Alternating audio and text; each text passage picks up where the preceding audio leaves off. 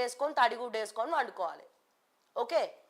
So ఇక్కడ నేను చెప్పేది ఏంటంటే ప్రజలారా, ఢిల్లీ పోయినరు ముగ్గురు మంత్రులు. ఎవరమ్మా ముగ్గురు మంత్రులు అంటే, మా అక్క కొండా సురేఖ గారిని, మా అన్న పొన్నం ప్రభాకర్ అన్న గారిని, మా ఉద్యమకారుడు పొన్నం ప్రభాకర్ అన్న గారిని, తర్వాత మా దామోదర్ రాజనరసింహ గారు. అంటే దామోదర్ రాజనరసింహనేమో పోర్ట్ఫోలియో మారుస్తారేమో మరి. ఆయన నేను చెయ్యా ఆరోగ్య శాఖ నేను చెయ్యా అంటుండట.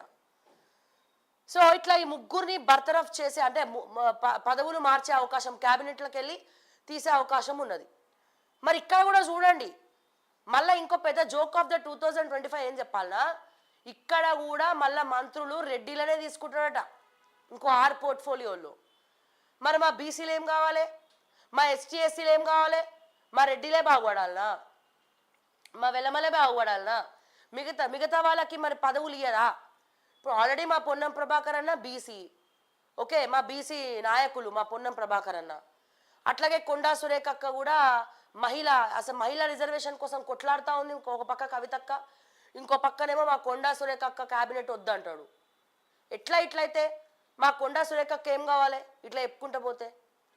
సో దయచేసి ప్రజలారా, అంటే మా బీసీలకు అన్యాయం చేస్తున్నారు.